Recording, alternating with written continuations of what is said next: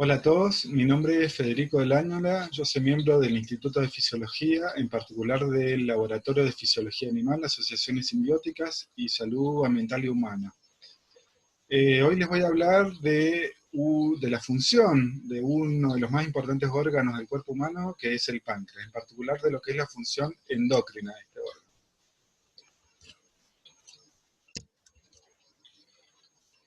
Si bien el páncreas es un órgano que podríamos decir voluminoso, de unos 15 a 20 centímetros, que se ubica por detrás del estómago, más o menos entre el vaso y el duodeno, a nivel de la primera y segunda vértebra lumbar, cerquita de las glándulas suprarrenales, que forma parte de ese gran contenido del espacio retroperitoneal. Es un órgano compacto que anatómicamente es único, pero que desde el punto de vista fisiológico tiene dos funciones muy definidas. Podríamos denominarla la función endocrina y la función exócrina. La función exócrina la vamos a estudiar en otro momento. En particular, lo que hace el páncreas es producir enzimas y otras cosas desde el punto de vista digestivo que se vuelcan al duodeno y pasan a formar parte de lo que es el contenido del tubo digestivo, ¿sí? Tiene mucho que ver con la digestión. Por otro lado, la función endocrina no tiene nada que ver con la función exócrina e implica una función del páncreas de liberar mediadores humorales, como ser hormonas, hacia la sangre, donde van a actuar en diversos órganos dianos.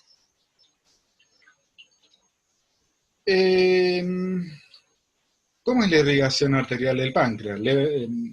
Muy someramente se los voy a explicar. En particular proviene de dos ramas del tronco celíaco, de la arteria celíaca en particular, y una rama de la arteria mesentérica superior. Por otro lado, el drenaje venoso se realiza a través de la vena esplénica y la mesentérica superior, y de allí pasa la circulación portal. Esto es muy importante porque la circulación portal lleva directamente los productos endocrinos del páncreas al hígado, que es uno de los principales órganos dianas del páncreas endocrino. Hasta ahí estamos. Pero, a ver, si nosotros tomáramos una pequeña biopsia de un páncreas normal, veríamos, digamos, incluiríamos ese tejido en parafina, hiciéramos corte con un aparato que se llama micrótomo, y lo sometiéramos, por ejemplo, a una tinción de hematoxilina eosina, como lo que estamos viendo en esta filmina, veríamos algo similar a lo que se ve acá. ¿Qué se ven acá? Se ve un cúmulo de muchas células intrincadas, pero en particular se ven estas marcas blancas que se han denominado islotes de Langerhans, ¿sí? Acá las apreciamos mejor en estos círculos rojos. Aproximadamente hay unos 3 millones en un páncreas promedio. El 70% de esos 3 millones de islotes de Langerhans tienen un rango de aproximadamente entre 50 y 250 micrómetros, micras de ancho máximo, aunque en promedio están en unas 100 micrómetros o 0,1 milímetros. Ahora bien, esos islotes, para que se hagan una idea, comprenden solo entre el 1 y el 2% de la masa pancreática. Sin embargo, toda esa pequeña porción en masa del páncreas es la que se involucra en todo lo que es la función del páncreas endocrino, que es muy importante, ¿sí? Para que vean la importancia, la densidad de capilares en los islotes es 5 veces mayor que en la de los acinos del páncreas exócrino, que vuelcan sus productos al tubo digestivo, como ya les había comentado antes. Ahora bien, cuando hacemos una histología normal, como la que les había mostrado, simplemente vamos a ver unas células claritas, todas de más o menos la misma forma y tamaño. Sin embargo, cuando usamos otras técnicas, podemos distinguir tipos celulares que tienen una fisiología muy particular y propia, ¿sí? En particular, nosotros vamos a estudiar en este momento lo que son las células alfa, que son aproximadamente el 25% de las células de cada islote de Langerhans, que produce la hormona glucagón, ya la vamos a ver enseguida. las células beta, que son aproximadamente el 65% de esos islotes que producen la hormona insulina. Y después, en proporción mucho menor, las células delta, que más o menos están entre el 5 y el 10% de un páncreas normal, que produce la hormona somatostatina. Y entre solo el 1 y el 2% de las células producen lo que se llama polipéptido pancreático, cuya función vamos a ver un poquito más adelante, ¿sí? Esta es una imagen bastante interesante que lo que muestra es un islote de Langerhans desde otro punto de vista, no un punto de vista, desde un punto de vista histológico, pero un poco más funcional. Esto está marcado con sustancias que, al ser vista en un microscopio de fluorescencia, emiten una longitud de onda que puede asociarse con un color en particular. El colorante DAPI tiñe los núcleos de las células en color azul. Fíjense que tanto en el islote de Langerhans como afuera del islote se ven multitud de núcleos, discúlpenme, de núcleos celulares, pero con otra técnica denominada hibridación in situ fluorescente, donde se asocia una pequeña molécula de ADN a un determinado gen, o a la expresión de un determinado gen, asociado a un anticuerpo unido a una molécula que florece a una determinada longitud de onda, podemos, digamos, investigar desde un punto de vista inmunohistoquímico la funcionalidad de esa célula. Lo que vemos acá, que el anticuerpo con la marca roja marca las células de insulina del islote de Langerhans, y a las células de glucagón en color, en el canal de fluorescencia verde, como les venía contando antes, ¿sí? Ahora, fíjense que, como es de esperar, las células están especializadas en producir un solo tipo de hormona y no todas las células de islotes producen las hormonas mezcladas entre sí, ¿sí? Metámonos un poquito en lo que es la insulina. ¿Qué es la insulina? Bueno, la insulina es una hormona peptídica, es una hormona formada por dos cadenas de proteínas, una proteína de una cadena alfa y una cadena beta, unida por dos puentes disulfuro, que puede ser almacenada en las células beta, como ya les había dicho del páncreas, se almacena como este hexámero, ¿sí? Con la cadena alfa y beta, unidos por un ion de coordinación zinc, ¿sí? La insulina es un péptido de unos 50 aminoácidos aproximadamente y una masa molecular de unos 6 kilodalton, ¿sí? Hasta ahí estamos. No sé, les acabo de explicar que esta hormona, este polipéptido de dos cadenas, se almacena bajo forma de hexámeros unidos por un ion zinc. Si nosotros pudiéramos ver al microscopio electrónico, veríamos que en las células beta hay multitud de gránulos de una electrodensidad bastante marcada, o sea, se ven oscuros en el microscopio electrónico, donde están almacenadas esas insulinas a punto de cumplir su función biológica al liberarse a la sangre. La pregunta que sigue es, ¿cuáles son los estímulos que liberan esa insulina? Bueno, ya podemos ir intuyendo un poquito. Si es la única hormona hipoglucemiante, ya lo vamos adelantando del cuerpo, el principal estímulo para que se libere esa insulina es un aumento de la glucosa en la sangre, ¿sí? Ahora, ¿cuál es el mecanismo? Yo no quiero complicarlos con esto, simplemente quiero darles una idea general de cómo funciona. Fíjense que, como la gran mayoría de las células, las células beta del páncreas que producen insulina, tienen unos transportadores proteicos de membrana que se llaman GLUT. Sí, en particular, la célula beta tiene un transportador que se llama GLUT2, por donde ingresa la glucosa por difusión facilitada. Esa glucosa es marcada con una molécula de fosfato para que no se escape nuevamente hacia afuera de la célula. E ingresa a la mitocondria a cumplir su función particular en el ciclo de Krebs, donde es descompuesta en pequeñas moléculas de menos carbono, de menos de 6 carbono, como es la glucosa original, y esas moléculas entran en una especie de relé electrónico donde van a producir un gradiente de protones que va a producir una molécula que es la molécula energética por excelencia de la célula, que es el ATP.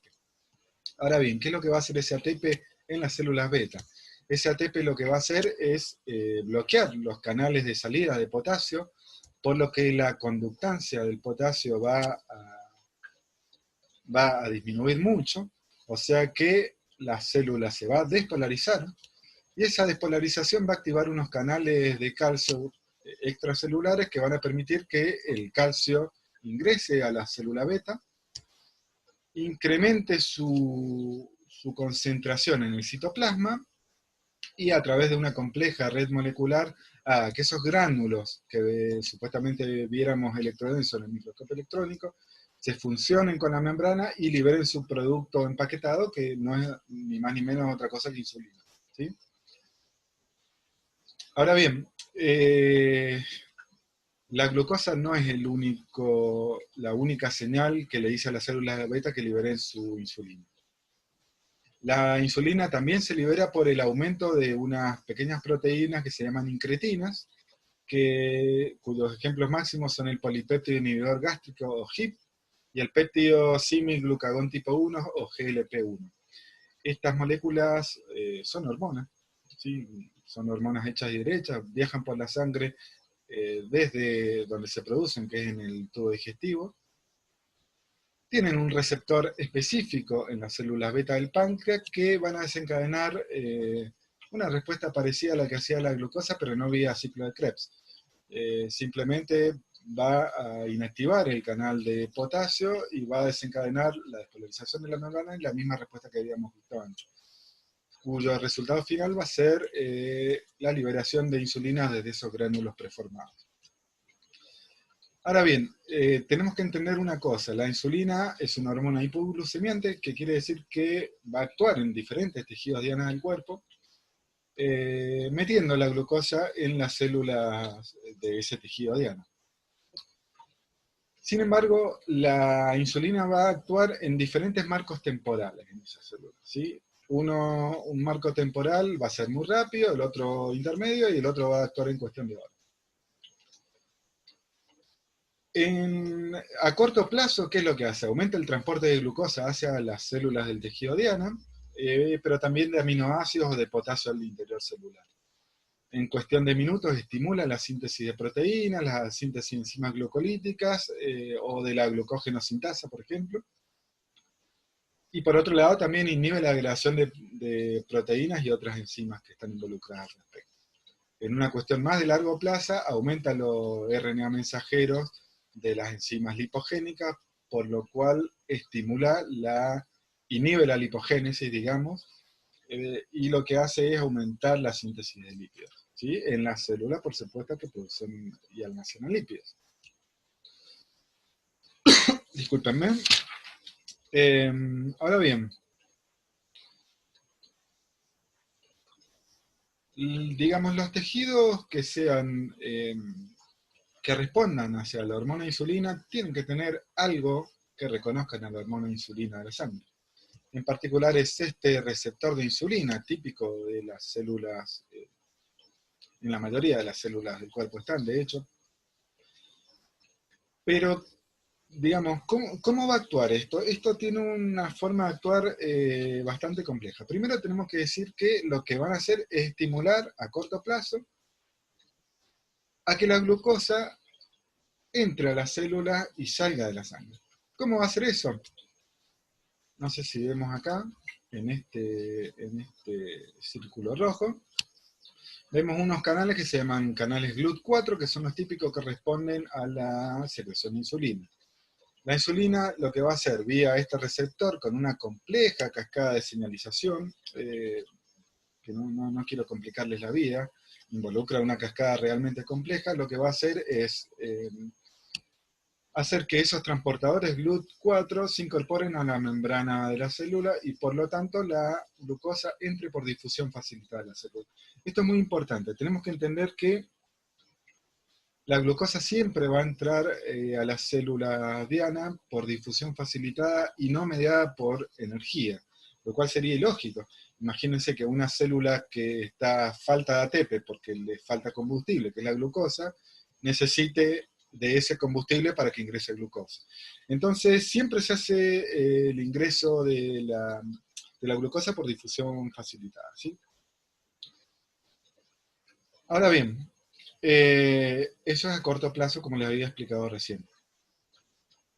La insulina va a desatar un montón de procesos, un montón de fenómenos muy interesantes dentro de las células sensibles a la insulina, que es, por ejemplo, permitir el crecimiento y diferenciación celular, y dependiendo del tipo de célula diana, puede aumentar la síntesis de proteínas, aumentar la adipogénesis, como les había dicho, o aumentar la síntesis de glucógeno, por ejemplo, en los hepatocitos.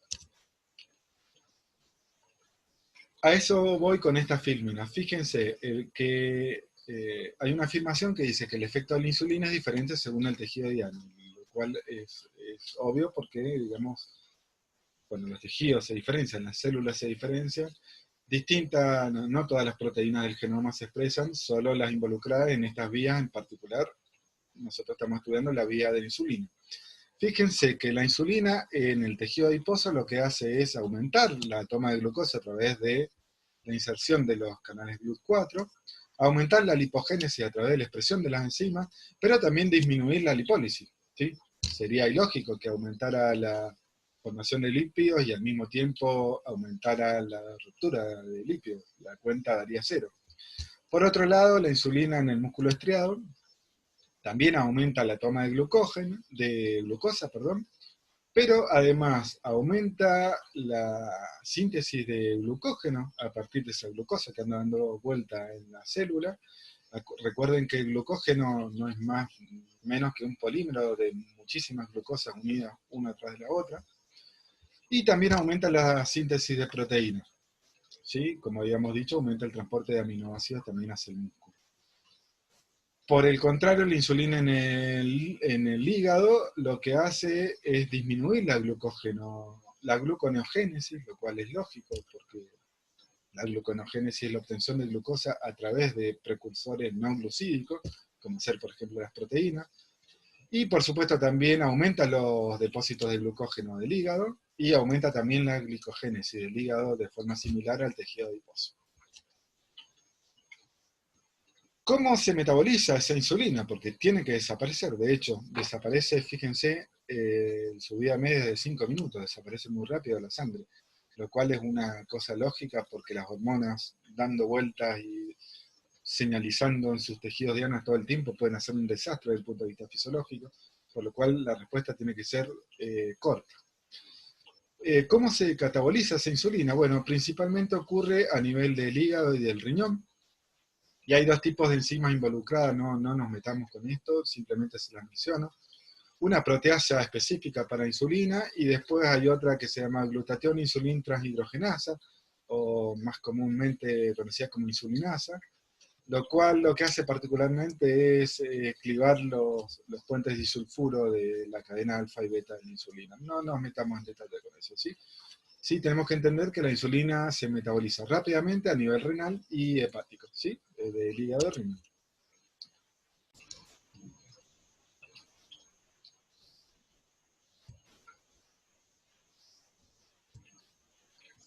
Perdónenme un segundito. Vamos a compartir otra vez la función de pantalla que se ha cambiado. Discúlpenme un segundo, por favor. Y continuamos con la clase, ¿sí? Esos son los problemas de la virtualidad. Aguántenme un segundito, por favor.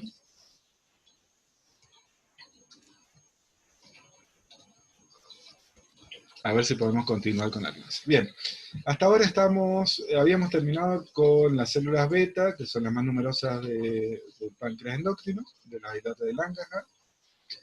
Y vamos a hablar ahora del producto de las células alfa, que es el glucagón, que es una hormona antagónica al efecto de la insulina, de efecto hiperglucemiante. El glucagón es un péptido de aproximadamente 30 aminoácidos y unos 3,5 kilodalton, sintetizado por las células alfa.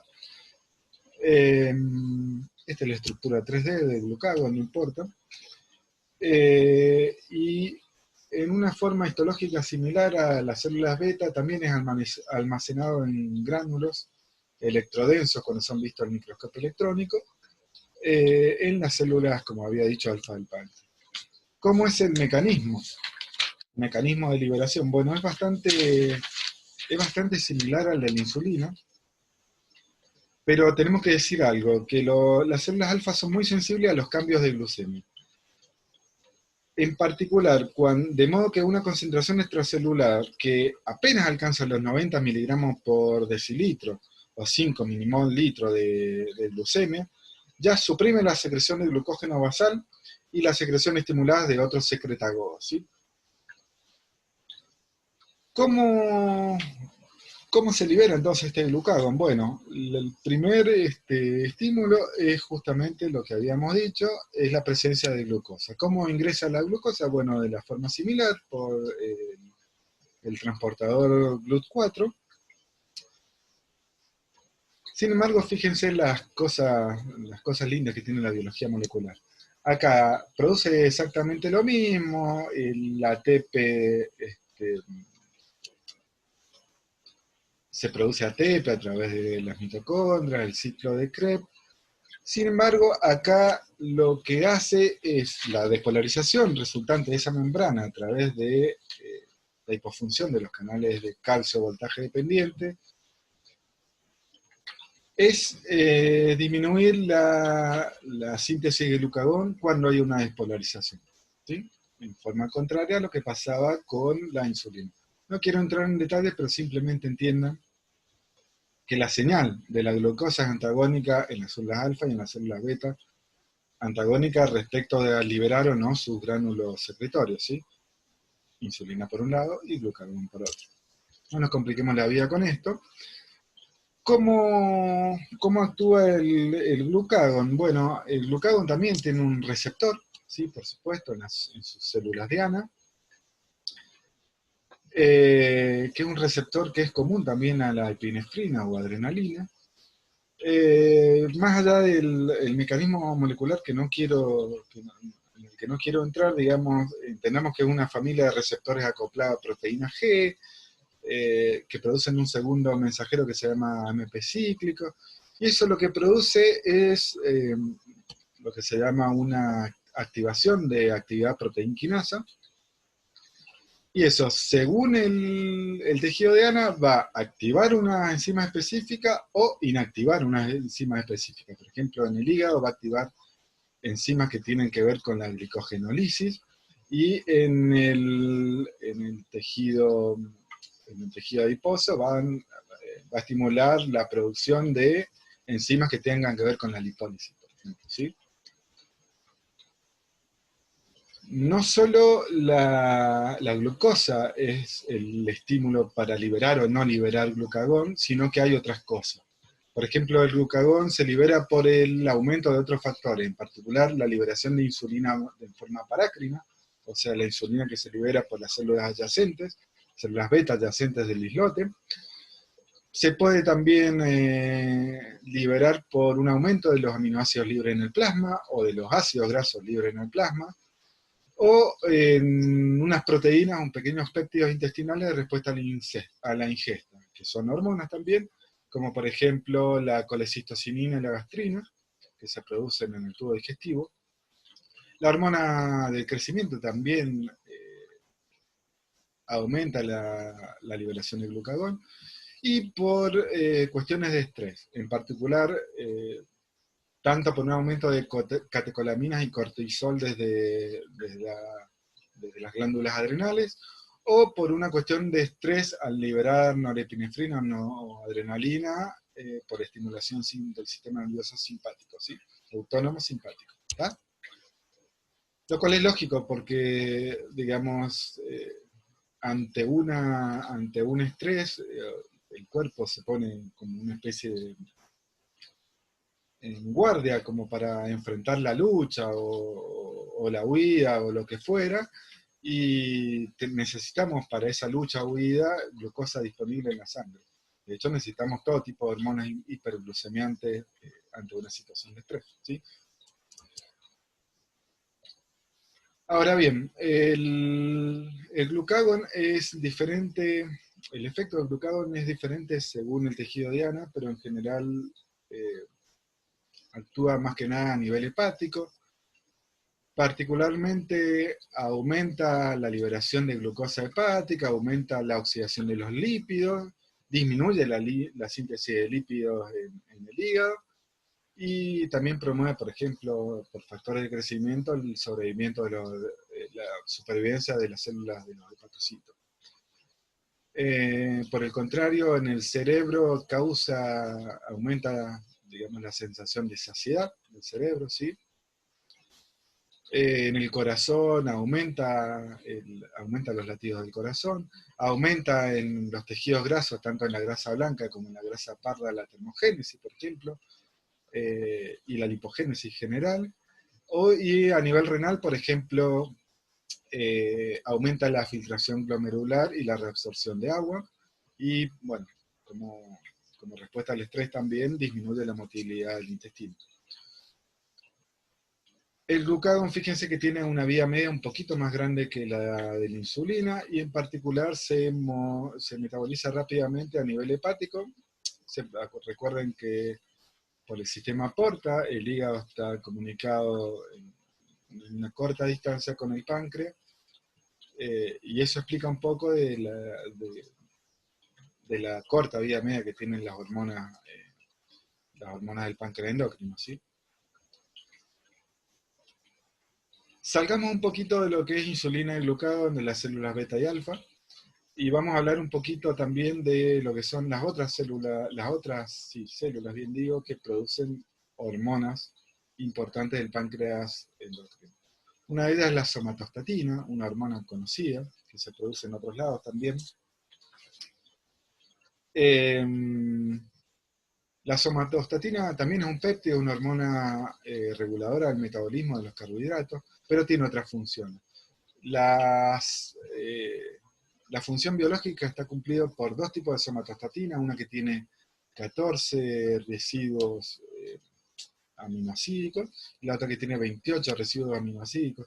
La que se produce tanto en el cerebro como en el páncreas, por lejos, en mucho mayor cantidad, es la de 14 aminoácidos.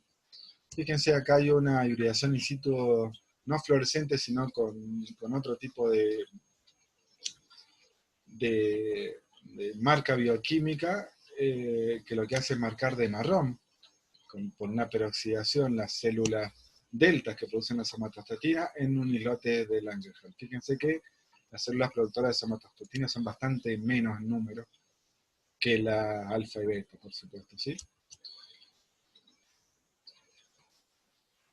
Como bien les decía, la somatostatina se produce por diferentes estímulos y no es exclusiva del páncreas, ¿sí?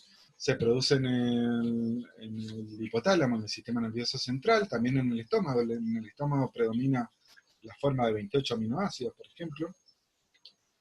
Pero se produce en otros lados también, ¿sí? No quiero entrar en detalles con esto, quedémonos con la idea de que es una hormona peptídica, que tiene dos formas, ¿sí? ¿Qué es lo que hace la somatostatina? Aumenta la glucemia, ¿sí? Es otra de las hormonas hiperglucemiantes. Aumenta la cantidad de aminoácidos, en particular arginina lisina.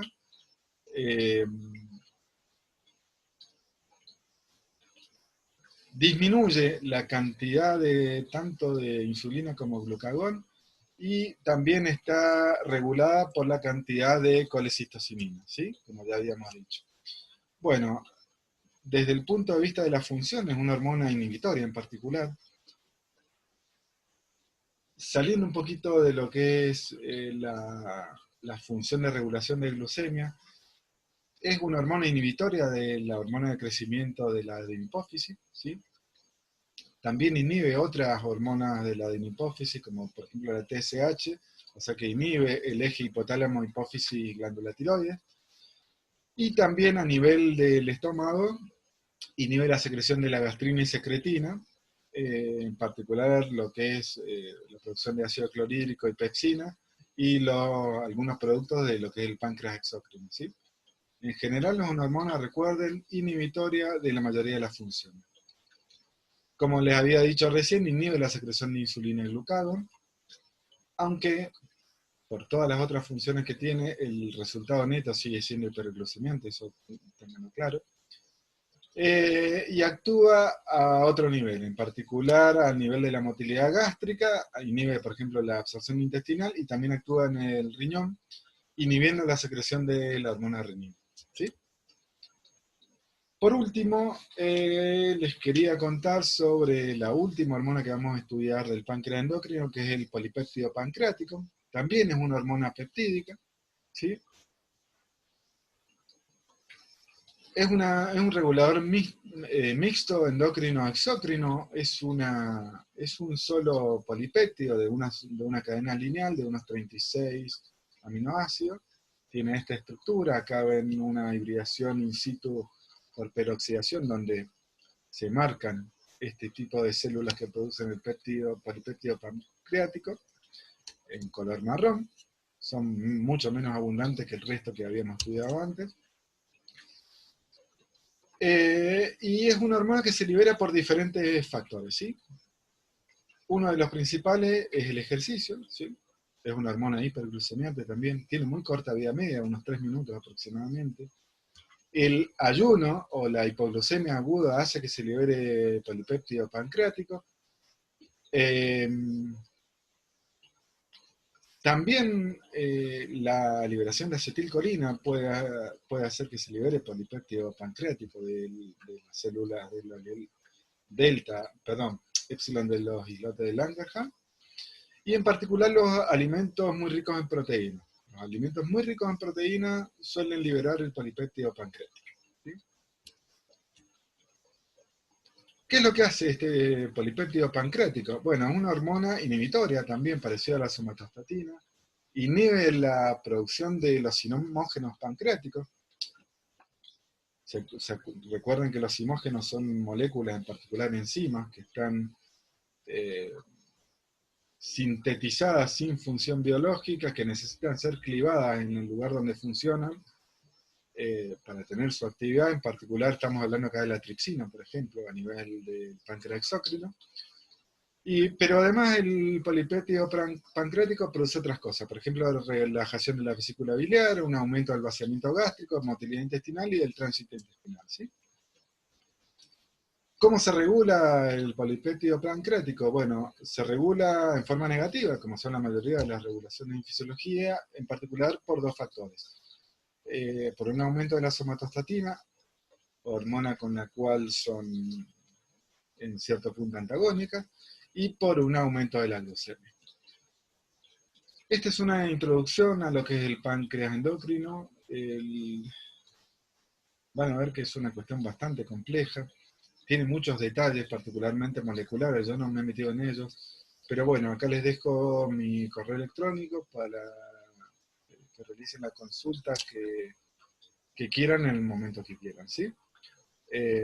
Muchas gracias a todos. La próxima clase lo que vamos a hablar es no tanto más bien de cada una de las hormonas producidas por el páncreas endocrino, sino por cómo actúan esas hormonas en lo que es la regulación de la glucemia, ¿sí? Bueno, muchas gracias a todos, espero no haberlos aburrido.